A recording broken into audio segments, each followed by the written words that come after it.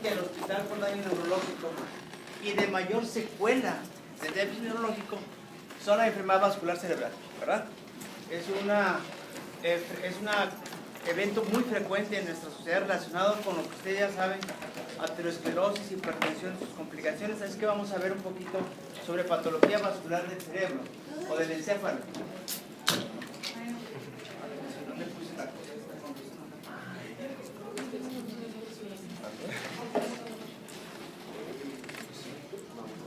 Ahí está. Para recordar rápidamente la vasculatura normal, ¿se acuerdan? Hay dos sistemas principales que irrigan al cerebro. El sistema anterior de la carótida interna, que nace de la carótida primitiva y penetra en la parte de la fosa media, a cada lado de la silla turca, y la circulación posterior, dependiendo de las dos arterias vertebrales, que se fusionan en el agujero magno y luego forman el tronco basilar. Entonces, la cerebral, la carótida primitiva, a nivel del cartílago cricoides, se bifurca y da la carótida externa, que va a dar irrigación a toda la cara y el cuello, y la carótida interna, que va a dar irrigación a la parte anterior del encéfalo. Ven ustedes cómo aquí la carótida interna entra en el conducto carotídeo, en la fosa media, y luego inmediatamente se acuesta acá al lado del seno cavernoso, entra y se acuesta, penetra el seno cavernoso, y luego inmediatamente sale de él, después de unos milímetros sale de él, haciendo una curvatura y terminando en sus ramas terminales, que son las arterias cerebrales. En cambio, aquí la arteria vertebral nace de la subclavia, se dirige hacia arriba por todos los agujeros de las apófisis transversas cervicales, que son los agujeros vertebrales, y luego al entrar al agujero occipital se une con la del lado opuesto y forma la basilar para dar irrigación a la porción posterior del cerebro y al mesencéfalo. Vean ustedes, ¿qué dijimos que era esto que estaba aquí? El seno cavernoso. El seno cavernoso. Esta pequeña rectificación, esta rectificación brusca que hace la carótida interna para salir del seno y empezar a dar ramas cerebrales, esta curvatura se le llama el sifón carotídeo, que se parece mucho al sifón de un lavabo, ¿verdad? A la parte de abajo de la curvatura de la plomería de un lavabo. Eso es cuando se acuesta. Cuando se acuesta está en el seno cavernoso, ahí, cuando se acuesta. Pero se rectifica para salir y ahí es donde hace el sifón. Y los digo ahorita porque ahorita vamos a ver una geografía donde es un punto de referencia muy fácil de seguir. Vean ustedes aquí entonces la relación de la carótida interna en el espesor del seno cavernoso, ¿se acuerdan? Y va acompañada ahí por varios pares craneales. Por la parte posterior, ¿cuál arteria es esta? Vertebral. La vertebral, aquí se une con la del lado opuesto, este es el agujero occipital, y entonces produce la arteria basilar. La arteria basilar va justamente acostada o apoyada en el clivus. ¿Qué es el clivus, Daniel? La parte posterior del esfenoide. Fuerte. ¿Es qué? La parte posterior del esfenoide. ¿Y qué más? Esa es la parte posterior del esfenoide y este es el occipital.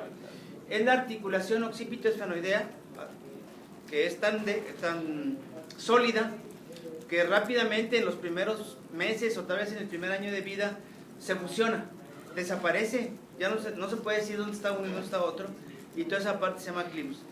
Esto es lo más importante porque los radiólogos y los neurocirujanos, cuando dicen que hay un trauma de la base del cráneo, ¿verdad? Puede ser en cualquier parte, fosa anterior, fosa media o fosa posterior, pero son más frecuentes en la fosa posterior y van a dañar la basilar y sus ramas.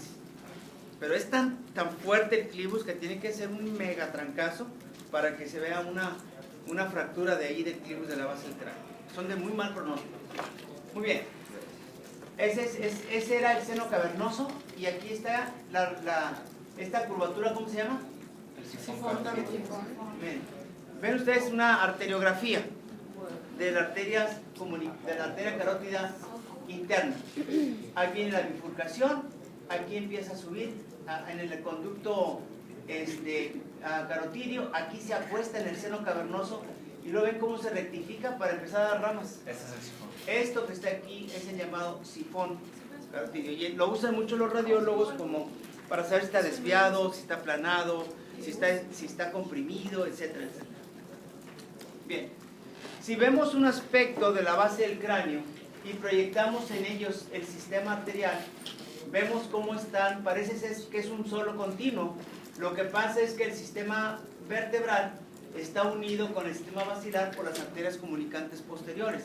Vamos a ver más de cerca. En un encéfalo en su puesto, en cada de los vasos que estén localizados, ¿qué arterias son estas? Vertebrales. ¿Y esta? Basilar. La basilar. Cuando llega aquí a la fosa interpeduncular, las arterias carótidas dan la comunicante posterior y unen a la carótida interna con la arteria cerebral posterior. La basilar se divide en las dos cerebrales. Donde empiezan las cerebrales, termina la basilar. Y entonces, ¿mande? ¿Se considera que las comunicantes posteriores son ramas de la carótida? Sí, Okay. sí, las comunicantes posteriores, la anterior, la cerebral anterior, media y la comunicante posterior son las ramas terminales de la carótida primitiva, carótida interna. Carótida interna. Ahorita vamos a enseñar un poquito más. Si esta vasculatura in situ, hacemos el esquema de Netter, entonces lo podemos ver mejor. Otra vez, la fosa interpeduncular, ¿se acuerdan de ella? Se vuelve muy importante, porque no nada más tiene todo lo que dijimos que tenía, sino que ahí está el polígono de Willis. Aquí, acá al lado del quiasma, están las carótidas internas, y empiezan a dar aquí, hacia adelante, la cerebral anterior aquí, que se dirige hacia la cisura interhemisférica, la cerebral media, que se dirige hacia la cisura lateral o de Silvio, y la comunicante posterior, que se dirige hacia la... ¿A qué arteria? La comunicante posterior. ¿Hacia cuál arteria? ¿Con cuál se va a pegar aquí? Con la cerebral posterior. Vean ustedes cómo aquí la basilar se divide en las dos cerebrales posteriores. Pero antes de dividirse, da esta otra arteria, ¿la ven? Esta arteria se llama cerebelosa superior. Ahorita vamos a ver cómo la arteria basilar va a irrigar todo lo que es el tallo, o sea, puente, bulbo y cerebelo. Esas son ramas del sistema basilar y vertebral. Lo que les quiero decir es que entre la cerebelosa superior y la cerebral posterior está ¿quién? El tercer par. El tercer par. Entonces, cuando el tercer par... Ciérrale ahí, Tari, por favor. Entre las Cuando el tercer par sale del mesencéfalo, ¿se acuerdan que sale por la cara anterior del mesencéfalo? Los pedúnculos. Cuando sale, se encuentran las dos arterias. Pasa por el medio de las dos. Por arriba la cerebral posterior y por abajo la cerebelosa superior. ¿Me estoy explicando? Pero ahí está solo él. Ahí todavía no, el cuarto viene por atrás y el sexto va por abajo hacia el seno cavernoso. Todos van para allá, ¿se acuerdan? Pero ahí está solo. Entonces, sujetos que tienen aneurismas de la comunicante posterior o de la cerebral posterior empiezan a comprimir al tercer par, pero en forma aislada, porque no están comprimiendo ni al cuarto ni al sexto. ¿Sí estoy entendiendo? Entonces, ese sujeto va a tener, ¿qué va a tener, Mayra, si hay un aneurisma aquí comprimiendo al tercer, de este lado? ¿Qué lado es este del paciente? Del paciente. Fuerte. ¿Estás convencida? Porque te dijeron, pero te veo como que la cara no muy convencida. ¿Qué lado es este del paciente? Pues sí, porque esto es una vista anterior, ¿no? ¿Qué va a tener? Hemianopsia. ¿Todos están de acuerdo? No. ¿Una hemianopsia? No están de acuerdo. Desviación inferolateral del ojo derecho. ¿Cómo se llama en medicina eso? ¿Una qué? Oftalmoplegia. Una oftalmoplegia, pero aislada. ¿Se entendió que quise aislada? No hay B1, no hay 4, no hay 6. Nomás puro 3. ¿Me estoy explicando o no? Y entonces es un dato muy bueno para decir, probablemente el paciente tenga un problema vascular ahí, en la cerebral posterior o en la comunicante posterior. ¿De acuerdo? ¿Se entendió eso o no, chavos? Bien, vamos a hacerlo un poquito más cerquita. Entonces, vean cómo aquí, ¿qué es esta? Esta. Me está temblando mucho la mano. Sí, el hoyito. Sí. El hoyito. ¿Se ve el cursor? No. ¿No se ve el cursor? Aquí. ¿Ahí se ve? Sí. ¿Esta qué es? Carótida interna. La carótida interna va a dar la ¿qué? Oftálmica. Cerebral anterior. Va por un lado del quiasma y luego penetra la célula interhemisférica. La cerebral anterior, ahorita vamos a ver, va a seguir todo el curso del cíngulo. Va por el inducium gricium, entre el cuerpo calloso y el cíngulo, por ahí va. Se dirige hacia atrás. Bueno, por un lado, y luego da esta que está aquí, ¿cuál es? Esta es la arteria la rama más gruesa de la carótida, casi tienen el mismo diámetro. Por eso, los fenómenos tromboembólicos con mayor frecuencia van a la cerebral media. Y la principal fuente embolígena es la bifurcación de la carótida. Ahí se hacen los ateromas, se trombosan y se desprenden. Y luego van más frecuentemente al territorio de la cerebral media. Pero antes de que la cerebral media entre a la cisura lateral o de Silvio, aquí se quitó el lóbulo, la punta del lóbulo temporal, ¿no es cierto? Este es este que está aquí. Da estas que están aquí. ¿Cómo se llama esta estructura que está en la bifurcación del olfatorio? ¿Cómo se llama esta área? Donde el olfatorio se divide en dos. La comisura anterior. No, el la cintilla se divide en dos. perforado. ¿Espacio qué? Perforado. El perforado anterior. Y entonces aquí la cerebral media comienza a dar ramas penetrantes que se llaman lenticuloestriadas. Y por lo tanto van a penetrar y van a irrigar los núcleos basales y la cápsula interna. Son ramas penetrantes de la cerebral media. Y luego ya la cerebral media se va a dirigir hacia la porción externa de la corteza cerebral. Por otro lado, otra vez, la carótida interna va a dar esta rama que está aquí, que es la comunicante posterior, y que va a unirla con la cerebral posterior de ese lado.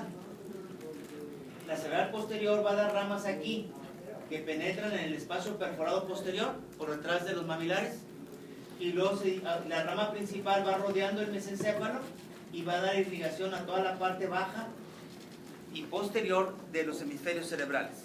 Sobre todo, lo más famoso es que va a la cisura calcarina, es la que va a dar irrigación más abundante a la cisura calcarina del occipital. Por otro lado, aquí, ¿qué es esta y esta? Las dos vertebrales se unen y forman la basilar. Antes de unirse, cada vertebral da una arteria aquí, que se dirige hacia la porción posterolateral del bulbo y va a irrigar la porción inferior del cerebelo. Es la famosa, ¿qué dijo ahorita? Pica. La famosa pica. ¿Y va a dar qué síndrome neurológico? El Wallenberg. Ahorita lo vamos a volver a repasar. Bien. Por otro lado, la vertebral va a dar aquí la otra arteria importante. Ya de la vertebral, la pica es de la vertebral, pero ya de la basilar, la rama grande que sale de la basilar es la aica. ¿Qué quiere decir aica? La arteria cerebelosa. ¿Antero qué? Antero inferior.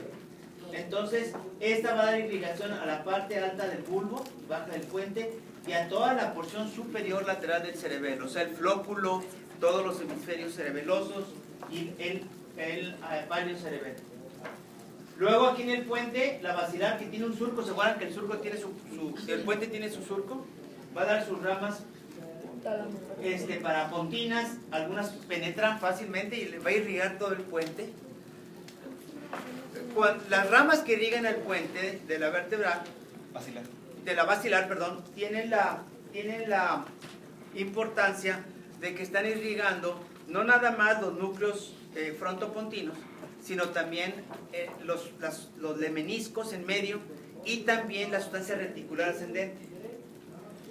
Cuando hay infartos de estas ramas, el infarto se llama infarto del tallo o infarto en el puente, en la porción media del puente, y el pronóstico es muy malo para el paciente. Ah, es el síndrome de cautiverio. Porque se pueden producir síndromes de inconsciencia como el locking o atrapado en sí mismo, o el paciente queda totalmente en estado de coma de por vida, ¿verdad? Ahorita, a ver si empezamos un ejemplo. Muy bien. Y luego acá más arriba, la basilar va a dar, ¿cómo se llama esta arteria? ¿Cerebrosa qué? Superior. Va a dar a la parte alta del cerebelo y del puente. ¿Y aquí queda quién? ¿Entre las dos? El tercer par. Muy bien. Doctor, Mande. sí, es más frecuente una fuente embolígena de la ramificación de la carótida primitiva a que venga del corazón? Sí, mucho más. Ah, ok. También el corazón puede dar émbolos, sobre todo en las cardiomiopatías dilatadas, ¿se acuerdan? Los pacientes con pseudoneurismas del miocardio, ¡pum! Pacientes que fibrilan. Nada más que, como salen a través de la aorta, pues pueden agarrar para cualquier lado. Lo malo de que ya esté en la carótida, en la división de la carótida, es que nomás da o para la carótida externa o para la carótida interna. Entonces es la fuente más selectiva y más frecuente de daño cerebral. Bien, ahí están las dentículas estriadas y las cerebrosas que ya vimos ahorita. Ven, entonces, ¿esta arteria cuál era? Esta que estaba aquí. Cerebral media. La cerebral media. Da aquí las dentículas estriadas, ¿ven? Aquí. Y luego llega a la cisura lateral y ahí se trifurca, da 3 ramas ascendentes y posteriores para irrigar toda la corteza lateral del hemisferio cerebral. Ahorita vamos a ver cómo le corresponde todo lo que es la porción lateral frontoparieto-temporal. Entonces ahí están muchas de las zonas específicas de las que hablamos aquí hace algunas clases. Entonces el polígono de Willis está inmerso aquí en la aracnoides, no se ve aquí porque están las aracnoides en su sitio. ¿Esta cuál es? ¿Y estas? Las vertebrales. Bien. Aquí tienen la cerebral anterior, como nace de la carótida, se mete en la cisura interhemisférica y va siguiendo la región pericallosal, anotar aquí, y va dando ramas para toda la cara interhemisférica. Entre ellos están dando ramas, ¿cómo se llama este lóbulo? Cuadrado. El lóbulo cuadrado. Y más atrás, vean ustedes cómo más atrás, la cerebral anterior manda ramas que se anastomosan con la cerebral posterior. Esta va acá, esta es la posterior. Manda ramas y va a irrigar entre las dos a la cisura calcarina. Por eso decíamos que la cisura calcarina tenía doble circulación, tiene doble fuente circulatoria. Si se tapa la cerebral posterior, entonces le va a llegar sangre por la cerebral anterior. Es muy probable. Nada más que la cerebral anterior va a irrigar sobre todo la porción profunda de la calcarina donde está la visión central. Es una defensa para conservar la visión central, aunque perdamos la visión periférica, no importa. ¿De acuerdo? La cerebral media, aquí están haciendo la cerebral. Aquí está dando las famosísimas, ¿qué?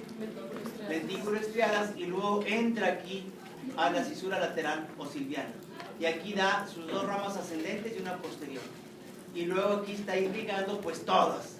La postcentral, la precentral, la prefrontal, la óculofrontal, el lóbulo apical, la broca, el Wernicke, todo lo que decíamos ahorita, ¿verdad? El Herschel. O sea, todo lo que hemos dicho de esta porción lateral lo está irrigando cerebralmente. La oculofrontal también. Sí, también, la oculofrontal de ese lado, de cada lado también. ¿Se entendió esto? Sin embargo, es muy extensa la distribución. Cuando tenemos fenómenos tromboembólicos que se van hacia las porciones corticales de la cerebral media, o sea, hacia acá, hacia afuera, van a dar datos focalitos muy específicos, ¿verdad? Afasia, desviación oculomotora. Es muy difícil que el paciente quede hemipléjico porque es muy grande la distribución.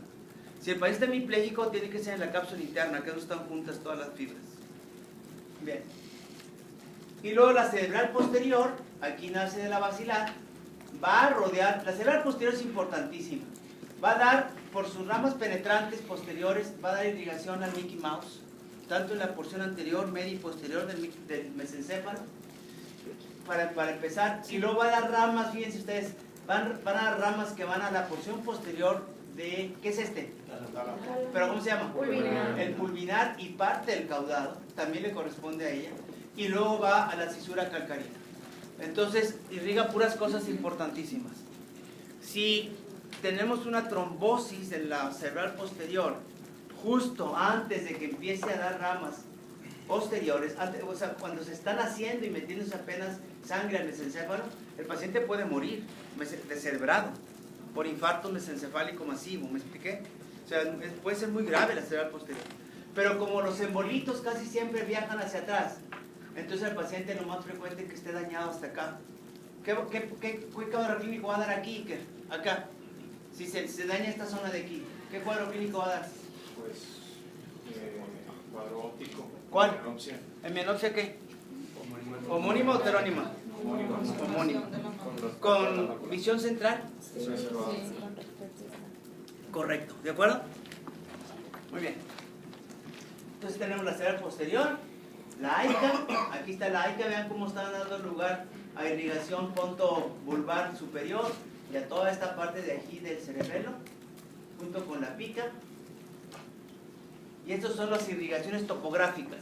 Vean cómo se distribuye aquí la irrigación de la cerebral anterior. Todo esto que está aquí es de la cerebral media, todo esto con sus ramas dentículo estriadas aquí. Y todo esto de acá es de la cerebral posterior. Entonces, por eso cada uno de estos síndromes van a dar diferentes cuadros clínicos. Ahorita los vamos a ver otra vez. En cambio, esto amarillo es de la cerebral posterior. Todo esto que está aquí es del sistema basilar vertebral. O sea, el puente, el bulbo y el cerebelo le corresponde a estas dos áreas. ¿Se entendió eso? Y doctor, Mande. la zona medial inferior del lóbulo temporal, o sea, todo lo que es el parahipocampo y las... Todo el parahipocampo está dado por la cerebral posterior. Todo lo que es cerebro, o sea, lo que es hemisferio cerebeloso, son de las cerebrales. ¿De acuerdo? La cerebral posterior va no nada más va al mesencéfalo, también va a la parahipocampal y a la calcarina. O sea, todo lo que está dibujado aquí de amarillo, ¿lo ven? Doctor, Mande. la coroidal anterior es de la media, ¿no? Otra vez. La coroidal anterior ¿Qué tiene? es rama de la cerebral. Aquí, media, bueno, o la carótida interna. la carótida interna, bueno, pues bueno, digo, as usual, a ver, acá está. Mira, en la carótida interna dije, estas son sus ramas terminales, les dije yo, lo que estoy diciendo, pero tiene ramas colaterales. Las dos más importantes son la central de la retina, la central de la retina que va en el espesor del nervio óptico es de la carótida y la otra es la coroidea, ¿verdad? Son ramas que nacen colateralmente de la carótida y esas van a dar problemas oftalmológicos muy serios, ¿de acuerdo? Bien, lo que les estoy diciendo son ramas terminales. Bien, ahorita vamos a ver los síndromes, ustedes se lo saben. Es el famoso síndrome de Wallenberg, la oclusión de la pica. Vean ustedes cómo se produce un infarto en la porción baja del cerebelo y del bulbo. En esta parte de aquí, estas son las pirámides, aquí están, ¿los ven? Y entonces el paciente puede tener cualquiera de estas cosas. Ataxia cerebelosa, nixtamus, disfagia y disartria por el 12º, alteración sensorofacial ipsilateral por el 5º, hemicuerpo contralateral por, ¿se acuerdan del cruce de los meniscos propioceptivos? Y el Horner ipsilateral por la primera neurona del sistema simpático. Lo motor está conservado. Pero Habitualmente sí. En esta siempre está porque están muy adelante las pirámides. Bueno, ¿qué es la enfermedad vascular cerebral? Es cualquier anomalía que haya en la vasculatura cerebral y que sea producto de un proceso patológico. Ahí agarramos todo lo que sea vascular cerebral. Pero accidente vascular cerebral es aquel que se instala en pocos minutos o en pocas horas. El paciente ya tiene un déficit neurológico. Y eso es lo que lo hace muy aparatoso, ¿verdad?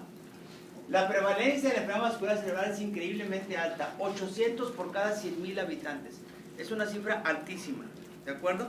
Y entre más obesos, más hipertensos, más diabéticos en la sociedad, peor. Aumenta estas cifras. Bueno, se puede clasificar la enfermedad vascular cerebral en accidentes vasculares, ya sea oclusivos o hemorrágicos. Los oclusivos pueden ser trombóticos o embólicos, dependiendo de dónde ocurra, o tromboembólicos, las dos cosas. Y las hemorragias, los trastornos hemorrágicos, casi siempre son intraparenquimatosos o subaracnoideos. ¿De acuerdo? Ahorita vamos a ver que la etiogenia es diferente, pero pueden ser también de origen parenquimatoso. Entonces tenemos dos eventos importantísimos. Los fenómenos tromboembólicos que darán accidentes vasculares isquémicos, porque tapan, y los hemorrágicos, es donde algo truena y empieza a salirse toda la sangre de su lugar. Es mucho más frecuente el primero que el segundo. Gracias a Dios. Bueno, las causas más frecuentes de enfermedad vascular cerebral son aquellas que facilitan o predisponen patología vascular aterosclerótica. Eso ustedes ya las conocen. Aparte de esas puede haber vasculitis cerebral, puede haber tromboflebitis, pacientes con alteraciones hematológicas como policitemia, trombocitopenia, etc. traumas de la arteria carótida, aneurismas de la aorta disecante, hipotensión sistémica y la jaqueca o déficit neurológico. Pero las más frecuentes son estas, ¿verdad? La trombosis arteriosclerótica, la hemorragia cerebral hipertensiva. Ahí están casi todas. Los pacientes que vemos son ahí. Es nomás saber en qué parte está llevándose a cabo el daño. ¿Y La- la disección? Otra vez, ¿quién habló? Yo. La Levanta la disección. mano. ¿La qué? Disección arterial. La disección de la aorta. Bueno, Cualquier otra. la disección más frecuente es en la aorta, en la raíz aórtica, en pacientes hipertensos, ¿verdad? Entonces el paciente puede dar fenómenos embólicos severos al cerebro, pero lo más frecuente es que se muera antes y tenga muerte súbita. Hay disección de las arterias carótidas, que son muy raras, ¿verdad? Hay síndromes muy raros como el Kinky Artery Syndrome, que es en sacacorchos, y enfermedades vasculíticas como el moya-moya, que pueden hacer disección de ahí de las carótidas. Bueno, la otra cosa es que tengamos roturas de aneurismas o malformaciones arteriovenosas, que no son muy frecuentes, pero también no son raras en nuestro medio. Bien, los factores epidemiológicos de riesgo son la hipertensión arterial sistémica, la diabetes, la obesidad y luego todos los demás que favorecen vasculopatías. Adicción, homocistinemia, fibrinogenemia, si eres negro o blanco o pálido o amarillo, lo que sea, y otros fenómenos como por ejemplo anticuerpos antifosfolípidos. Tenemos un miedo con este síndrome, ya se han oído de él, ¿no? Sí. Porque hay un fenómeno vasculítico trombogénico en todo el cuerpo, incluyendo el cerebro. Bueno, anticonceptivos orales, alcohol, crisis químicas transitorias. La crisis química transitoria es la segunda vez que la mencionamos. Por acá estaba ahorita. La tercera. Bueno, por acá estaba. Bueno, Ahí está la tercera. aquí está. La crisis química transitoria es un fenómeno tromboembólico, pero recuperable. ¿Lo han oído mencionar? Sí. ¿Cómo se define entonces, Félix? Isquémico de menos de... Tú no lo has oído mencionar. ¿Sheva? ¿Qué más? No te oigo. Transitorio. ¿Qué quiere decir eso? menos de... ¿De qué? Desaparece. ¿En cuánto tiempo? Pues Dura como 10 minutos. la definición clínica decía que tiene que durar menos de 24 horas, pero se sabe que no duran casi nunca más de una hora. Sin embargo, que duren casi 9 de cada 10 duren menos de una hora, no quiere decir que el otro 10% que se desaparece en las primeras 24 horas no sea transitorio. Lo que quiere decir es que cuando un fenómeno, cuando una déficit neurológico de origen vascular se instala súbitamente y desaparece en menos de un día, como dice Daniel, casi todos aparecen en un par de horas, casi todos, pero no importa, porque no se asusten si ya tiene 6 horas o 8 horas y sigue igual el paciente. Hay que esperar todavía el primer día para ver si empieza a recuperar él. A eso le llama crisis química transitoria. Pero es un fenómeno tromboembólico, hay una fuente trombogénica. Y es como si fuera un aviso, un heraldo, no un aviso. Aguas, porque ahí viene el fregadazo atrás de mí. En uno de esos se destapa un émbolo grandote, se atora en la cerebral media y entonces ahí ¡pum! El paciente cae en un stroke. Ahí ya no es transitorio, ahí va a dejar secuelas para toda la vida. ¿Se entendió esto? Bien. El accidente vascular cerebral o ictus en español es el famoso stroke en inglés, ¿verdad? Es lo más importante, es su evolución aguda. El comienzo es en segundos o en minutos, casi siempre. El paciente está haciendo habitualmente, es un paciente ya grande, arriba de los 55, 60 años, casi siempre, porque es cuando tiene ya la acumulación de estos factores de riesgo. Y habitualmente puede ser una actividad como comer o estar sentado viendo la tele, o después de un ejercicio intenso bailar, o puede estar corriendo, lo que sea. Pero lo importante es que comienza súbitamente con una cefalea intensa. La cefalea se instala en segundos, es decir, en menos de un minuto de estar bien, ya le duele, pero con madre en la cabeza. Y eso es muy importante. Así como lo oyeron, no vayan ustedes a pasar por alto un paciente que dice que le empezó un dolor de cabeza muy intenso como nunca lo había tenido. O sea, me duele demasiado fuerte la cabeza. Eso es una alerta muy grande de empezar a estudiar. vámonos al hospital, ¿verdad? Y algunos pacientes da tiempo, llegan con la cefalea o a veces vomitan, pero un porcentaje, 3 o 4 de cada 10, caen inconscientes ahí, en el momento de la cefalea. ¿Me explico? Entonces viene lo que es el síncope. Eso es muy característico de estas enfermedades. Ven, por eso le llama accidente vascular cerebral o stroke, ¿verdad?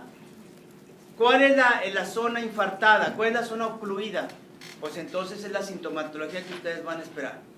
Si es en el territorio de la cerebral anterior, si es en el territorio de la oftálmica, van a tener ceguera monocular casi siempre, ¿verdad?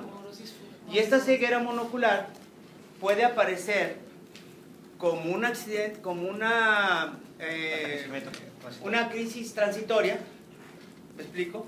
O puede quedar como un accidente vascular. No es difícil, no es raro que, sobre todo mujeres, es más frecuente en mujeres que están ahí en la posmenopausia, de pronto queden con ceguera o con una disminución severa de la agudeza visual de un ojo, de la visión de un ojo, así en forma súbita. Y entonces eso puede ser una crisis isquémica transitoria o puede quedar como un infarto de la cerebral, de la oftálmica en ese sitio. Si es de la cerebral anterior, entonces ya puede tener parecias o anestesias más en la pierna que en el brazo y en la cara, ¿se acuerdan? Eso porque está acá arriba, el daño acá arriba, ¿sí? El déficit sensitivo será contralateral, igual que la paresia. Desviación ocular es el lado de la lesión si pesca la zona la oculomotora, de la óculo frontal, ¿se acuerdan? Sí. Incontinencia, bradicinesia y mutismo aquinético abulia por trastornos de la vía piramidal. Si era cerebral media, pues aquí hay un montón de síndromes, ¿verdad? Puede haber hemiplegia contralateral, brazo, cara y pierna, déficit sensitivo, afasia, si es del hemisferio izquierdo o dominante, hemianopsias, si es de la porción del asa de Meyer, desviación oculocefálica o apraxias. Pues esto es lo que hemos dicho aquí. Muy bien. Esa es la cerebral media. Si es en la cerebral posterior, los síndromes encefálicos, puede tener un Weber, puede tener un Benedict, ¿se acuerdan de eso? Sí. Bueno, puede tener un síndrome talámicos también. El Meyer Sí. Hemorragia, bueno, ya. Entonces, hay otro tipo de eventualidad que es la hemorragia subaracnoidea. Dijimos que era una de las dos formas de hemorragia. La hemorragia parenquimatosa, que son pacientes hipertensivos que tienen infartos, y la hemorragia subaracnoidea. La hemorragia subaracnoidea también es una catástrofe, porque se produce siempre en las arterias del polígono de Willis. Son arterias que tienen un diámetro muy grande, son arterias de 3, 4, 5 milímetros, o sea, son muy gruesas, y están a presión arterial. Cuando algo se rompe ahí, la sangre empieza a derramarse a presión arterial. Y el problema es que en el espacio subaracnoideo no hay tabiques, no hay divisiones. Empieza a circular como si fuera DCR. Y se empieza a desparramar tanto del lado de la lesión como del lado contrario, porque no hay quien la detenga. Y el paciente va a empezar a dar sintomatología bilateral. Como usualmente ocurre en el polígono de Willis, es decir, en la fosa interpedicular o en la parte anterior del puente, entonces de lo que más se queja el paciente es de cefalea y alteraciones craneales, de pares craneales, tercero, cuarto, lo que pesque el sangrado por ahí. Pero independientemente de eso, todos estos trastornos vasculares van a dar hipertensión intracraneal. Van a empezar a ocupar espacio. ¿Y qué es lo que va a dar al paciente sintomatología? Pues lo primero que lo inhiba, ya sea la hipertensión intracraneal y lo desmaye y ya ahí se acabó el cuadro clínico, o los trastornos meningios del paciente, ¿verdad? Por la hemorragia subaracnoidea. Entonces, puede tener datos de hipertensión intracraneal, cefalea, vómitos, síndromes meningios, inconsciencia, fotofobia, datos de hipertensión intracraneal. O puede tener signos de, por ejemplo, si el aneurisma estaba en la comunicante posterior, vean, va a dar un tercer par ipsilateral, ¿se acuerdan? Por la localización. Primero, aneurismas de la comunicante anterior, confusión mental, paresia y Babinski. La cerebral media, pues ya dijimos, hemiparesia y afasia, o sea, aneurismas. y aneurismas de la cerebral posterior, hemianopsias homónimas acá en la fisura calcárea. Bien, pero usualmente la instalación de los síntomas es tan aguda como en el stroke, ¿verdad? Es decir, el paciente tiene una cefalea intensa, vomita, cae inconsciente. Usualmente los pacientes con aneurismas, no siempre, pero usualmente, ya tenían episodios previos de cefaleas intensas cuando aumenta la presión intracraneal. ¿Cuándo aumenta la presión intracraneal? Normalmente nosotros. ¿En qué actividades diarias? Con los ejercicios sexuales. Más que el ejercicio lo aumenta, pero la compensa muy rápido porque la misma intensidad de perfusión es la intensidad de retorno de los senos venosos. O sea que sí la aumenta, pero no tanto. Ir al baño. Pero pujar cuando está yendo al baño. Ahorita vi otros datos. Reírse intensamente. El orgasmo, dijo Mariana, ¿verdad? Estornudar así en forma intensa. Eso aumenta mucho la presión intracraneal. Y los pacientes dicen que les duele mucho la cabeza cuando hacen eso, ¿verdad? Entonces, son como signos así como que avisando. Hay que tomarlos en cuenta. Hasta que de pronto viene un cuadro de accidente vascular, es decir, vómitos, confusión mental, síncope, etc. Cuando se ocluyen estas arterias, entonces viene lo que llamamos infarto cerebral. Y como ya les dije ahorita, los infartos cerebrales o la necrosis del parénquima cerebral, 80% de las veces son isquémicos, son por fenómenos tromboembólicos. Y nada más un 20% son hemorrágicos, habitualmente por hipertensión arterial sistémica que hace que truenen los vasos lentículos estriados y empieza a extravasarse la sangre. También la hemorragia subaracnoidea son datos hemorrágicos también. Ahí lo que truena es un aneurisma. O en la MAP, ¿saben lo que es la MAP? La malformación arterioverosa. O en la MAF también, truenan vasos malformados y hay infartos hemorrágicos. 20% son hemorragios, 80% son isquémicos, ¿verdad? Esto ya lo habíamos visto. Como en todas partes, depende del tamaño y dónde esté localizado, es lo que va a tener el paciente. Habitualmente se acompañan de síndrome de stroke y luego viene ya la focalización, ¿verdad? Hay una cuestión común y que es muy divergente, es muy difícil hacer el diagnóstico porque da sintomatología inespecífica, que son los infartos lacunares. Los infartos lacunares no dan síndrome de stroke, no dan síndrome de ictus. Pueden ser asintomáticos y no dar nada. Y tienes tus infartos adentro y nadie se dio cuenta, ni tú ni nadie, y ahí la llevas. O pueden dar lesiones, ahora sí, bien localizadas. Son tan chiquitos, ¿verdad? Tienen que medir menos de 15 milímetros para decir que son lacunares. Son tan chiquitos que sí puede dar un cuadro aislado. No sé si me explico. Por ejemplo, si yo les digo, tengo un paciente que tiene hemiparesia y hemiplegia del hemicuerpo izquierdo. Y luego pensamos, ¿dónde está la lesión? Y luego me preguntan, ¿y cómo está la sensibilidad conservada? Y la propiocepción está conservada. Ah, qué raro, porque en la cápsula interna tendría que agarrar también, ¿verdad? A menos de que sea un infarto. Y ocurrió nada más en el sitio donde va la vía piramidal. ¿Ya me expliqué? Entonces, los síndromes aislados, neurológicos aislados, son más frecuentes en infartos lacunares. Eso fue lo que les quise decir. Bueno, puede dar, fíjense, hemiparesia motora pura, sin datos sensitivos, o hemipestesia pura, sin datos motores, al revés, ¿verdad? Ataxia, hemiparesia, disartria, mano torpe, sin evidencia de otro involucro, de ningún tipo. Entonces, la ubicación más frecuente de los lacunares está en el brazo posterior de la cápsula interna, puede estar en la base del puente o puede estar en cualquier parte, como vamos a ver. Es muy característico, es muy frecuente que los lacunares se asocien a hipertensión arterial sistémica. Es un infarto típico de los pacientes hipertensos. Bien, y que se llaman lacunares porque tienen menos de 5 milímetros. Aparecen en la resonancia como pequeñas zonas hipointensas ¿verdad? Aquí, perdón, aquí está un poquito más acá, hipertensas.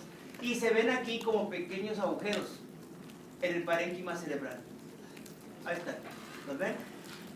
Como son muy pequeños y el paciente tiene una lesión de base, la falta de irrigación colateral en el infarto hace que no haya suficiente aporte o señalamiento para la gliosis reparativa. Y en vez de ser reparados con gliosis se quedan como un hueco, quedan como un pequeño agujerito. Y pues se llaman lacunas o lacunares.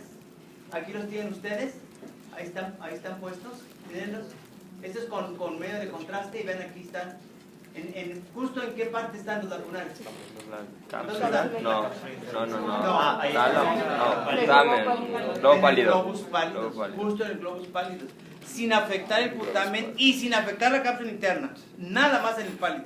Entonces sí pudiera dar, por ejemplo, una pequeña ataxia, una pequeña corea o una pequeña tetosis muy focalizada, a un brazo, pero nomás de un solo. Entonces es una cosa que llama la atención, que esté muy localizada. Muy bien.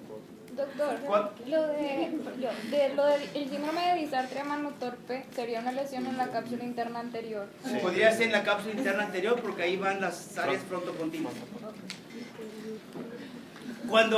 Hace ratito mencionábamos aquí que cuando son infartos lacunares en las ramas penetrantes de la basilar, entonces producen síndromes de daño de la sustancia reticular ascendente, ¿verdad? Uno de los más señalados ahí es el síndrome de atrapamiento en sí mismo, o como dijeron ahorita, el Hopkins, ¿verdad? Y esto llama mucho la atención a los familiares, los angustia mucho, porque parece que el paciente está despierto con los ojos abiertos, pero no entiende nada de lo que le dicen ni coopera nada de lo que se le dice, ¿verdad? Es como si fuera un coma vigil. Es como está totalmente hiporreactante, pero tiene los ojos abiertos. Y puede mover para arriba y para abajo. Pero parpadea no. Puede parpadear o incluso puede tener movimientos de seguimiento. Mande. Pero está consciente. No, eso es lo importante. Y tiene, acuérdense que el movimiento de seguimiento también es medio reflejo. Entonces, si alguien entra al cuarto del paciente, el paciente, Ay, no. ya está mucho mejor y está muy bien. Qué miedo. No, señor. ¿Se entendió eso? Pues es decisión de los familiares. El problema de estos pacientes, Es que no están por lo que conectados dice a ahorita nada. Rex, el problema de estos pacientes es que no tienen por qué morirse. Les funciona la respiración, les funciona la frecuencia cardíaca, la homeostasia autónoma está bien. Entonces, ¿cómo le haces? El chiste es de no les des de comer, si se infectan no los trates para que se mueran, pero esa decisión es muy difícil. Por eso estos pacientes pueden durar años en sus casas, vivos. Años. Y ahí están, Qué horrible. ¿verdad? No sé si ustedes han conocido un caso Si lo así. paras, camina y todo. Yo acabo de... ¿Madre? Hace todo. O sea, motor, hace todo. No. Está Tiene que sentado. Está vivo, pero no. ¿Sabes lo que es un coma, Ale? Sí. O sea, ¿Qué hace el coma? Punto ¿Y el coma vigil? Pues nomás está. Pues no, pero no se para a caminar y va al baño. No, pero me refiero a que si tú le ayudas. No, nada. No, Me imaginé un zombie o algo. Tiene tono muscular, ¿no? Es que miren, ¿mande? Tiene tono muscular. Pues puede tener tono. Tono muscular sí puede tener. No es tan fácil definirlo aquí el síndrome en este momento, pero es muy difícil de establecer, es muy difícil convencer a los familiares de que el paciente está muy grave, aunque no lo parece, y que no saben qué le va a pasar, cuándo se va a ir, cuándo se va a quedar, no sabemos. ¿Verdad? Bien, entonces al microinfarto lacunar es una zona desprovista de parénquima, de neuropilo, de parénquima cerebral, ¿verdad? Cerca de una zona de vasculopatía. La vasculopatía que tienen estos infartos lacunares es hipertensiva. Yo ya les había mencionado que si le decíamos a la hipertensión arterial del riñón arteriolosclerosis, ya sea hiperplástica o hialina, en el cerebro se le llama lipohialinosis. Es lo mismo. O sea, es engrosamiento hialino de las arteriolas terminales de la irrigación cerebral. ¿De acuerdo? Estas arteriolas hacen, lo vamos a ver después, hacen que se altere la estructura de la pared y se vuelven muy tortuosas. Y entonces hace muchos años un señor, Bouchard, los describió como microaneurismas de las arterias de Bouchard. Es lo mismo, la hiperesis o arteriosclerosis, como le quieran llamar. Pero son muy frecuentes, es una marca de la vasculopatía hipertensiva a nivel del cerebro, ¿de acuerdo? Los microaneurismas de Bouchard o esta lipohialinosis. Doctor, y del caso que estamos viendo, ¿los pacientes pudieran recuperarse o no? O sea, o se quedan así ya como tipo vegetal, por cierto. No. Y pasa muy seguido. Bueno, yo no quiero que se vayan de aquí con la presunción de que esto es o 100% o 0%. Es por las preguntas que me están diciendo. Porque de repente algunos pacientes con coma vítil a la larga despiertan. Con mucho deterioro neurológico, pero despiertan. Y aparecen en el periódico y se hacen películas, ¿verdad? De que después de 15 años, pero esos son los garbanzos de alivio. ¿Se entendió esto? No? Ya, todo puede suceder, pero no es lo habitual. Bueno, esto lo hemos mencionado aquí.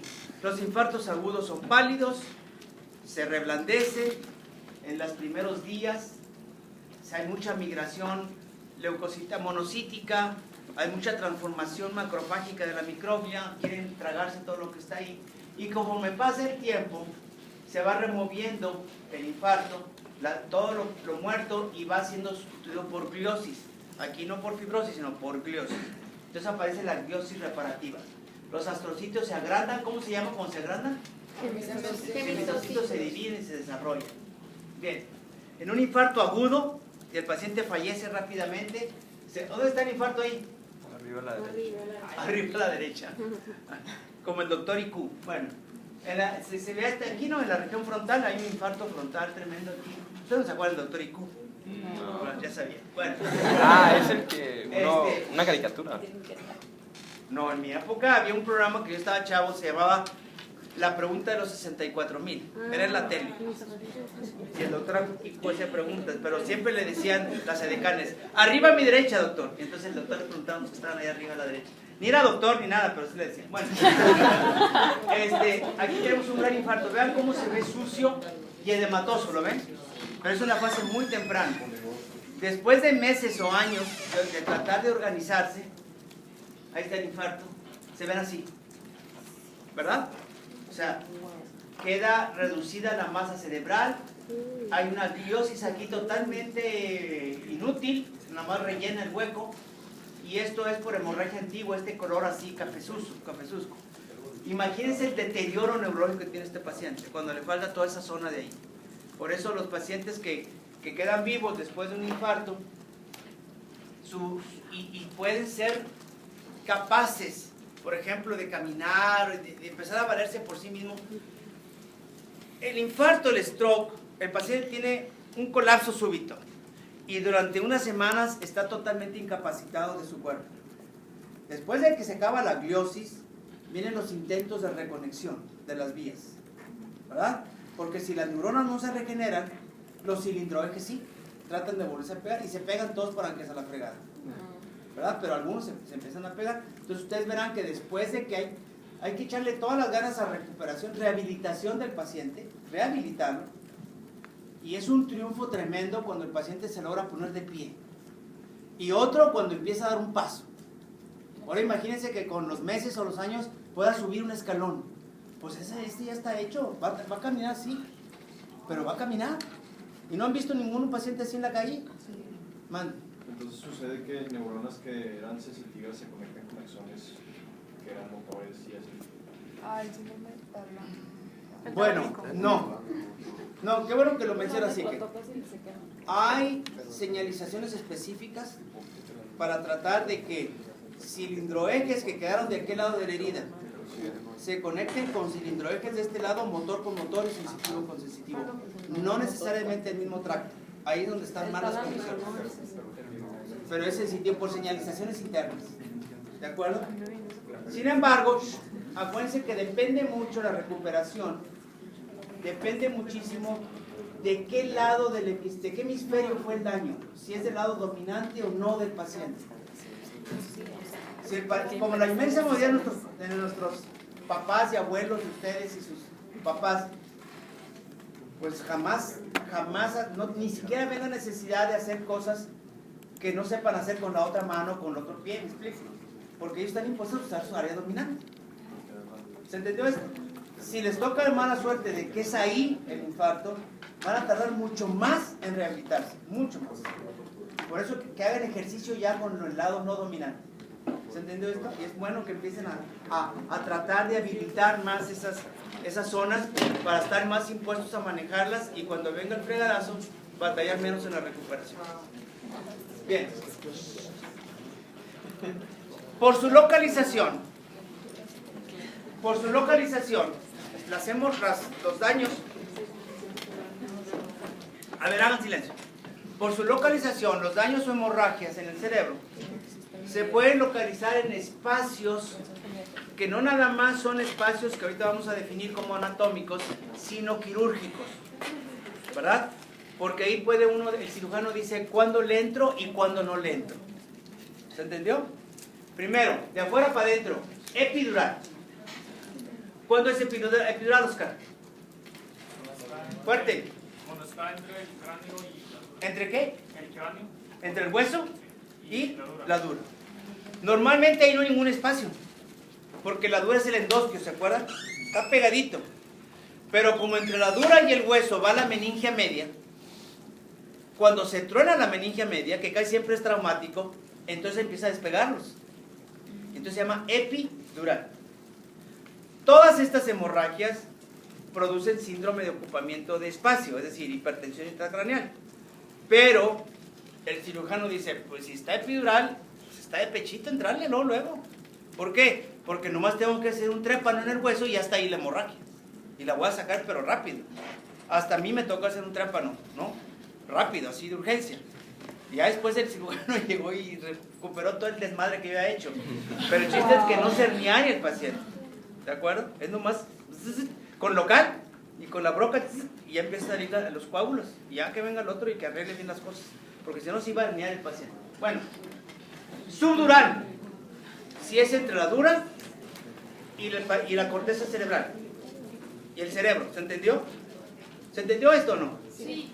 La diferencia entre subdural y subaracnoideo es que el subdural ocurre en las venas comunicantes, en las venas que van de la pía al seno, a los senos, las granulaciones aracnoideas, dicen, las granulaciones aracnoideas, y la subaracnoidea ocurre en las arterias del polígono. ¿Se entendió?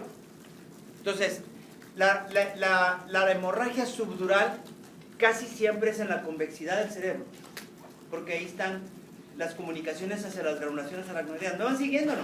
Sí. En cambio, la subaracnoidea que siempre es en la base, porque es donde está el polígono de Willis. Y es mucho más grave la subaracnoidea que la subdural. Bueno, luego sigue la subaracnoidea, que puede ser por ruptura de aneurisma o de malformación arteriovenosa. Y luego la sigue la intracerebral o parenquimatosa, que es por hipertensión arterial, pero puede ser ruptura de una MAP, un tumor que sangra, otra angiopatía amiloide, otras cosas que sangren en el parénquima cerebral. ¿Se entendió? Lo único que no pusimos aquí es cuál es el trauma, qué es lo que produce el trauma de las venas comunicantes. Puede ser el movimiento de aceleración y desaceleración brusco del cerebro, ¿verdad? Ese típico, es uno de los grandes miedos que se tiene en el latigazo de cuando te pegan por atrás, ¿se acuerdan? El primero es que no se te vaya a dislocar aquí las cervicales o tener un problema en las cervicales. Y el segundo es que no vas a tener roturas de las comunicantes, porque el cerebro se acelera hacia adelante y lo hace atrás dentro de la caja ósea y puede tensar las apertas, pum, truena. Pero es más frecuente que truenen. ¿Ah, qué hice? Otra vez la regué. Ahí está. Es más frecuente que truenen las comunicantes cuando son muy largas. ¿Y cómo son muy largas? Cuando el cerebro está atrófico. Si se empieza a atrofiar el cerebro, hay más espacio. ¿Me expliqué? Y más longitud de las venas comunicantes para llegar a las granulaciones. Entonces en las enfermedades neurodegenerativas. todas las enfermedades neurodegenerativas son altamente predisponentes a hematomas subdurales. ¿Sí me expliqué en esto? Ahora, en la región subdural es un hematoma, porque las venas que tronan son venas, y entonces es presión venosa, es lenta y tiende a localizarse pegado a la dura, por abajo de la dura. Entonces es un hematoma subdural. Pero la subaracnoidea, esa es una hemorragia. Como esa presión arterial se va a extender por todos lados, como vamos a ver ahorita. Bien. Es una hemorragia siempre arterial. Sí, la subaracnoidea siempre es una hemorragia arterial. Y de arterias grandotas. ¿Hay forma clínica de diferenciarlos? ¿Cuál de las dos? Epidural y subdural. La más importante es el tiempo de evolución. Los hematomas epidurales siempre son muy agudos, ¿verdad? Y además tienes el antecedente obvio o tienes el signo obvio del trauma. ¿Dónde va la meningia media? ¿En qué parte del cerebro? ¿Dónde la pondrían ustedes? La sien, ¿no? Lo que le llaman. En la porción acá, en la porción toda temporoparietal aquí, ¿verdad? Va pegada al hueso entre la dura y el hueso. ¿Me expliqué? Una parte del hueso muy delgada, ¿no? ¿Mandé? En esta parte es delgado el hueso. Luego aquí, no, en la parte de la escama del temporal y el parietal, pues el diploe es del espesor de unos 5 milímetros, milímetros, pero es que ahí son muy frecuentes los traumas. ¿Cuál es el trauma frecuente ahí? El más frecuente ahí. Un trancazo aquí, ¿cuál es? Contra la ventana del carro. ¿Un batazo? ¿Cuál sería tu? Un accidente automovilístico. ¿Por qué? Contra la ventana. Porque la cabeza va contra la ventana del auto, ¿verdad? O con la poste de donde vayan, ¡pum! Y el trancazo exactamente. Se fractura, una fractura de los huesos del diploide, una temporoparietal, una fractura. Eso rompe la meningia que va adentro y empieza a sangrar. Entonces, ¿y qué? No nada más está el traumatismo, sino que como es un sangrado arterial, en cuestión de 20, 30 minutos ya tienes un suficientemente grande hematoma como para que tengas datos de compresión. ¿Sí me expliqué? Bien. Cuando el trauma no raja los huesos, pero fue muy intenso, entonces el paciente va a urgencias, lo llevan a rayos X y dicen, no hay trauma, tráemelo para acá para urgencias y vigílamelo unas horas, 6, 8 horas. ¿Para qué? No vaya a aparecer el hematoma en las siguientes horas. ¿Me expliqué? De que el sangrado sea los capilares sean tan chiquitos que se van a tardar más tiempo en acumularse. Bien. Aquí tienen ustedes una imagen típica, un diagrama típico de cómo son los hematomas epidurales. Esto que está aquí rojo, ¿qué es? Lo rojo es la de dura madre. La dura. Esto es el seno y esta es la os. Y vean cómo normalmente está pegada al hueso. ¿Lo notan? Pero aquí en el endostio, aquí van las ramas de la meningia media. Y cuando la meningia media se rompe, porque ¿qué hubo aquí? Una fractura. ¿Ven la fractura? Se rompe, comienza a sangrar y se comienza a despegar. Y al ocupar espacio, puede herniar al paciente por hipertensión intracraneal. Entonces, ¿qué son los datos de alerta en estos pacientes? Perdió la conciencia. Primero, que no se quede dormido este niño o este señor o esta señora, que no se queden dormidos, porque lloran, están asustados, se angustian y a lo mejor se cansan y se quieren dormir, pero luego no vamos a saber si se están durmiendo porque están cansados o si están durmiendo porque se están herniando. ¿Ya me expliqué? Entonces, no, espérate, ahí se le hacen ahí payasadas y platicadas y lo que sea, hay que estarlos tratando de vigilar. Y eventualmente, cada 15 minutos, hay que estar vigilando las pupilas, los reflejos pupilares, ¿verdad? Muy bien. Entonces es un hematoma epidural. Los radiólogos dicen que tiene una imagen de ¿qué? Un espejo biconvexo, ¿verdad? Parece un pequeño lente biconvexo en la radiografía, en el TAC. Recuerden que para ver sangre en el encéfalo es mucho mejor el TAC que la resonancia, porque se ve blanca. En cambio, para ver tumores es mucho mejor la resonancia que el TAC. Y la isquemia también. La isquemia también. Pero la hemorragia es mejor con TAC. Vean ustedes aquí. Este es un TAC. ¿Por qué es un TAC? Porque los huesos en blancos los ven. Y con la resonancia los huesos se ven negros. O no se ven. Entonces aquí se ven. ¿Ven aquí el diploma aquí? ¿Y qué pasó aquí? Hay una conexión y está blanca, ¿la ven? Entonces eso es sangre. Y eso es típico de un hematoma. ¿Por qué sea el macro que es epidural? ¿Por qué sabemos que es epidural? Porque ahí se ve la dura. Y se ve la dura abajo del hematoma. ¿De acuerdo? A veces nosotros somos tan mendigos que les ponemos la dura al revés, vista por abajo. Y ahí está el hematoma. Sería subdural. Y entonces ahí sería subdural. Porque ¿cómo la ves por abajo? Por ahí se ve la hoz. Porque están viendo la hoz. Pónganse abusados, ¿sí? Porque se les da una visión baja y entonces se ve la dura, pero por abajo, por adentro. Bien. Entonces, ahí está el famoso hematoma epidural. Y vean qué está pasando aquí. ¿Qué está haciendo? Está comprimiendo y desplazando la línea media y al rato ¿quién es este? Para abajo. ¿Verdad? Entonces, eso es. Estas son las famosas arterias emisarias o comunicantes que van desde la pía hacia las granulaciones aracnoideas. Esto que está aquí es la dura, ¿lo ven? Por dentro, por aquí está el cerebro abajo. Entonces aquí están las famosas arterias comunicantes o emisarias y aquí va sangre a presión venosa. ¿Me expliqué eso? Entonces, eso es lo que produce. Vean ustedes cómo aquí, cuando empieza a sangrar, el hematoma epidural puede ser agudo o crónico. Puede establecerse en horas, en un día, por ejemplo, pero puede establecerse en 3 o 4 semanas, dependiendo el grado del daño de las venas. Entonces, cuando se conexiona la sangre venosa aquí entre la dura y la aracnoides, se ve así. En vez de bicóncavo, se ve como una semiluna, ¿lo ven? Y eso es muy característico. Esto que está aquí, vean ustedes qué bonito, resuena aquí, pero con ganas, diciéndonos que es sangre. Y esta es la imagen de un hematoma. ¿Ese, Daniela, qué es? ¿Epidural o subdural?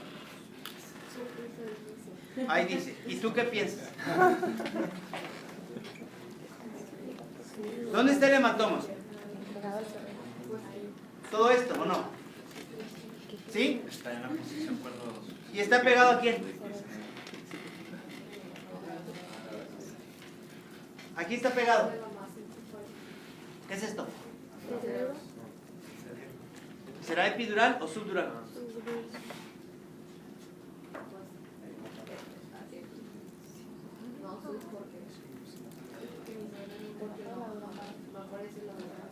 Porque no estás viendo la dura. Si fuera epidural, estaría arriba de la dura. Y ahí no se ve la dura. Ahí se ve pegado a la corteza cerebral. ¿Se entendió, jóvenes? ¿Está entendiendo esto? Yo tengo una duda. Mande. Tanto ni el epidural ni el subdural se pueden comunicar al hemisferio contrario, como el subaracnoideo, ¿verdad? No, permanecen en el lado del trancazo. Aunque el subdural se puede extender más que el epidural. Sí, porque es sangre venosa y está en el área de las arterias emisarias donde todavía hay discretos septos de la aracnoides. No digo que sea localizado, porque miren todo lo que abarca, casi todo el hemisferio. Pero tarda mucho tiempo en hacer eso. Okay. Y no va a pasar al otro. Y no pasa al otro lado. Mande. En caso de que no sea fatal, ¿qué sigue? O sea, ¿tienen que limpiarlo o Claro. qué hacen? Mientras sea un hematoma, donde esté el hematoma, el cirujano le entra a evacuar el hematoma. Por 2 motivos. Quitar la presión, la hipertensión arterial, quitarla y evitar que se infecte. Porque es sangre coagulada ahí. Y si una bacteria anda circulando en el paciente, ahí encuentra muy buen suelo para florecer, ¿verdad? Para crecer. Entonces se te viene un absceso, que ese sí se muere el paciente. ¿De acuerdo? Sí, se evacúa. Lo más importante es monitorizar bien al paciente. Siempre habrá casos difíciles. Por ejemplo, un viejito de 80 años de edad que se dio un tope en la cabeza en su casa, en el baño. Se dio un tope. Fue al hospital, le hicieron los estudios adecuados, no tenía nada en las radiografías, no tenía nada en la clínica y se va para su casa. Y a los 4 o 5 días comienza con trastornos de la conciencia, empieza a estar obnubilado, no responde bien, comienza a tener datos, viene al hospital, le hacen un TAC y tiene un hematoma. ¿Qué pasa? Bueno, pues es que empezó a sangrar muy despacito, no había manera de identificarlo antes. ¿Me entiendes? La otra cosa que se le puede decir a la familia, déjenme una semana en el hospital a ver qué pasa. Pero pues no quieren, porque sale muy caro. Bueno, pues depende de dónde estén. Bueno, muy bien. Vamos a ver los días. Entonces, el hematoma subdural es así como en una especie de semiluna. Ah, pero no por eso no mata, miren. ¿Qué es esto? Miren el ventrículo lateral donde quedó aquí, ¿lo ven? Aquí están los dos. ¿Lo ven o no? Sí. Entonces, se lo desplazó y cuando se muere el paciente todo, aquí Se ve tan grande. pues ahí está. Entonces eso es extremadamente malo. O sea, hay hematomas subdurales agudos y hay hematomas subdurales crónicos. Bien, esto es lo que decía ahorita. Esta es la dura, pero vista por abajo, ¿la ven aquí? ¿Esto qué es? ¿Le entienden o no le entienden? Sí. Por abajo. Y vean, aquí está un qué. Un hematoma. Y eso está abajo de la dura. Epidural. No, como que epidural. Yo lo veo por arriba. Entonces, ¿por qué está viendo la hoz si está por arriba? Porque se ve como si lo No, se lo está cubriendo, cubriendo, ¿no? Pues por Entonces, eso. ¿cómo ves la hoz? Si tú estás arriba del paciente así mirándolo O desde sea, arriba. esto es. Yo pensé que ¿esto es abajo? O sea, tú lo estás viendo así. Ajá, sí. Es Entonces una vista está arriba. inferior de la dura. Entonces se ve. O sea, tú ves el piquito de la voz y ves. Estamos viendo el hueso, pues, digamos. ¿Cuál hueso? No, la voz. Pero es que pareciera como si fuera una lona Ajá, en o mi sea, yo cabeza. siento que el hematoma ¿Es está una lona en tu arriba. cabeza? ¿Y por qué está arriba de Por la eso está dura? así, yo siento que ¿Cómo? está acá. ¿Quién dijo que estaba arriba de la No, dura? se ve una lona y arriba Esta es está la dura. por eso. Para mí ¿Y este? el hematoma Es que está como hecho para pareciera abajo que la está dura. la hoz y luego va así la dura y luego Sí, está así pero, el ajá, pero está todavía estás viendo las Tenemos mucha imaginación. Calma. A ver, usen la lógica. Sí, es que para mí es como si se hubiera hecho así. Eso es lo que yo. Como si yo estuviera viendo esto. Ajá, entonces como que está arriba. Independientemente de eso, ¿por qué estás viendo la hoz? Porque estás abajo. Por De eso, abajo. sí estamos abajo. Ajá. Por eso. Ajá. Pero como cuando Ah, yo llueve lo y entendí. las lonas así Sí, se llenan de agua. Es como entonces- así. Ajá, por Pero eso. esto que está aquí no es la dura. Porque si estuviera blanca como lona. o sea, no sé. Si fuera la lona que tú dices que se hundió con el agua, entonces estaría de este color. Porque lo que esté hundiendo la estaba por fuera. Que no se transparenta. Y no es transparente. No, ¿nunca han visto la dura en persona? Pues no la vimos ahorita en una foto. En persona no. Perlas. Miren, Pero por la luz. ustedes vean los lienzos de lino o las cobijas que tengan por ahí en sus casas, algo de lino. De esas que les hacen uno así, ¿no? Y así la dura, igualitita, y no se transparenta nada. ¿Qué les digo? Nunca se imaginen que la dura es transparente. ¿Y qué? Si vemos color en la dura, Espérame, fuerte. si se ve color en la dura, es subdural. Si se ve color en la dura, Pero si no se ve rojo, morado. si tú en esta zona de aquí no ves la dura, De subdura. entonces esta cosa está por abajo. Pero aquí olvídense de eso. Aquí está la hoz. No hay manera de. No, si yo estoy viendo desde abajo así la dura, es como si estuviera viendo aquí el techo y ahí está el proyector. No puede estar arriba. Esto no puede estar viendo, está por afuera el proyector. Pero es está que por si abajo. el techo fuera transparente. Si esto fuera natural, pero un hematoma epidural, entonces se vería Aquí la dura se veía sumida, pero blanco. pero blanco nacarado. Entonces, en este punto, ¿qué está conteniendo? Ajá, eso es un punto. ¿Qué está conteniendo? El cerebro. Todo lo que es la porción aracnoidea de la meninge. Entonces, esa capa es la aracnoide. Sí, esto que está aquí es parte de la aracnoide. Pero no nada más es eso. Bueno, no es tan fácil responder. Acuérdense que un hematoma tiene fibrina. Y la fibrina hace un molde, es un armazón. Vamos a ver. Y tiene su propio sostén. Vamos a ver el aspecto de Sí. los días de los hematomas. Sí. O sea, quiere decir que puede ser agudo, puede ser Ah, crónico. pero hay que. Es que hay que va cambiando. Ah, no. nada más en las primeras horas, y siempre se ven así, ya la conexión hemática se ve así. Vean ustedes qué sucedió aquí con el hemisferio que estaba aquí. ¿Lo ven? ¡Pum! Fue desplazado, fue comprimido. Pues también eso es lo que contiene el sangrado. O sea, ahorita preguntaron qué contiene el sangrado. También el propio parénquima cerebral ayuda. Pero yo no quiero que digan que tiene cápsula. No tiene, ¿verdad? No tiene ninguna cápsula. Es la misma estructura, tanto de histológica del hematoma como las estructuras anatómicas que lo están ahí comprimiendo. Pero se llama hematoma porque está contenido, ¿de acuerdo? Si vamos a suponer que aquí no hay nada. Vamos a suponer que se truena el seno venoso. Truena el seno venoso. Empieza a sangrar. Se empieza a salir la sangre. Entonces ustedes no van a ver un hematoma, van a ver sangre suelta aquí, en la superficie cortical. ¿Ya me expliqué? Porque el seno sangra para los dos lados. ¿Me expliqué o no? Está en mero en medio, entonces la sangre se va a ir para los dos lados. Pero seguiría siendo subdural. Sigue siendo subdural, pero ahí sí sería una hemorragia, no un hematoma. Pero con los días puede. Digo, va a ser agudo, ¿eh? Sí, eso es muy agudo. Bien. Vean la diferencia. Vean la diferencia con una hemorragia. Esta es una hemorragia subaracnoidea. Ya no se ve ninguna delimitación. No se ve ningún intento de colección en un sitio específico de la sangre. ¿Me va siguiendo, Félix?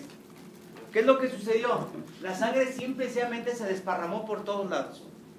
¿Qué es esto que tengo aquí? Puente. Es el puente. ¿Esto? Aquí debe estar el polígono. ¿Aquí qué es esto que está aquí? El tercer grado. No, esta. La carótida y acá está. No. El óptico. Este es el 3. El óptico. Acá está el óptico. La quiasma y el óptico. ¿Se entendió esto? Y vean el sangrado. Enorme. ¿O no? A ver, Gloria. Aparte de una hemorragia subaracnoidea, esto no lo pueden llamar hematoma. ¿Esto por qué? Porque no está localizado. Incluso está abarcando los dos hemisferios por abajo. Y todo el tallo. ¿Se entendió esto? Porque este sí está conservado. Aparte de la hemorragia subaracnoidea, ¿qué más tiene ese cerebro? Macroscópicamente hablando. Hemisferio, pero está conservado la zona. Muy bien. Tiene un gran edema cerebral. ¿Lo ven? Como a pesar de que es una hemorragia subaracnoidea, el cerebro está edematoso. Porque no puede regresar la sangre a ningún lado. Está ocupado, la sangre venosa. Entonces está ocupado todo por hemorragia y entonces por eso les digo que la hemorragia subaracnoidea es una catástrofe. ¿Se entendió? Y ahí vasoconstricción, ¿no? También por... Después viene. Pero aquí, después viene la vasoconstricción. Pero aquí, jóvenes, cuando llega el paciente inconsciente con un cuadro, como les dije, de cefalea intensa y pérdida de la conciencia, se hace el diagnóstico tacográfico de hemorragia subaracnoidea y el cirujano dice, pues no tengo nada que hacer, no puedo hacer nada ahorita.